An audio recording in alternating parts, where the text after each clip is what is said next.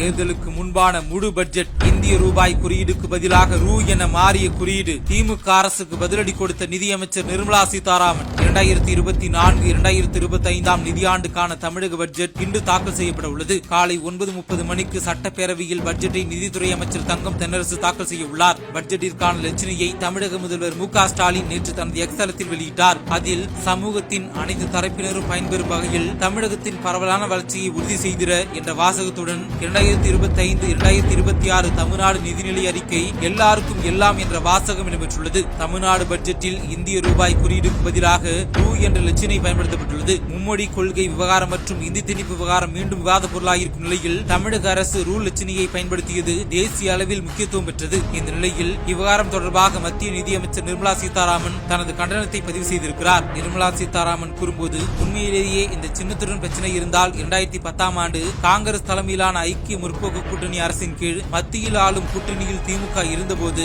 இந்த சின்னம் அதிகாரப்பூர்வமாக ஏற்றுக்கொள்ளப்பட்ட போது ஏன் எதிர்ப்பு தெரிவிக்கவில்லை? இந்த சின்னத்தை முன்னாள் திமுக எம்எல்ஏ என் தர்மலிங்கத்தின் மகன் உதயகுமார் வடிவமைத்தார். இப்போது அதை அகற்றுவதன் மூலம் திமுக ஒரு தேசிய சின்னத்தை நிராகரிப்பது மட்டுமல்லாமல் ஒரு தமிழக இளைஞரின் படைப்பையும் முற்றிலும் புறக்கணிக்கிறது. ரூபாய் சின்னம் என்பது சர்வதேச அளவில் நன்கு அங்கீகரிக்கப்பட்டுள்ளது. உலகளாவிய நிதி பரிவர்த்தனைகளில் இந்தியாவின் அடையாளமாக செயல்படுகிறது. யுபிஐ பயன்படுத்தி எல்லை தாண்டிய பண பரிமாற்றங்களுக்கு இந்தியா அழுத்தம் கொடுக்கும் நேரத்தில் நாம் நமது தேசிய நாணய சின்னத்தை குறைமதிப்பிற்கு உட்படுத்த வேண்டுமா? தேர்ந்தெடுக்கப்பட்ட மக்கள் பிரதிநிதிகளும் அதிகாரிகளும் தேசத்தின் இறையாண்மையையும் ஒருமைப்பாட்டையும் பாதுகாக்கும் விதமாக அரசியலமைப்பின் கீழ் உறுதிமொழி எடுக்கிறார்கள். மாநில பட்ஜெட் ஆவணங்களில் இது போன்ற தேசிய சின்னத்தை நீக்குவது அந்த உறுதிமொழிக்கு எதிரானதாகும். மேலும் இது தேசிய ஒற்றுமை குறித்த உறுதிப்பாட்டை பலவீனப்படுத்துகிறது. இது வெறும் குறியீட்டுவாதம் மட்டுமல்ல, இது இந்திய ஒற்றுமையை பலவீனப்படுத்தி பிராந்திய பெருமை என்ற போர்வையில் பிரிவினைவாத உணர்வை பரப்பும் ஆபத்தான மனநிலையை குறிக்கிறது. முற்றிலும் தவிர்க்க வேண்டிய மொழி மற்றும் பிராந்திய பேரினவாதத்திற்கு உதாரணமாகவும் இது உள்ளது என்று தனது கண்டனத்தை பதிவு செய்துள்ளார்.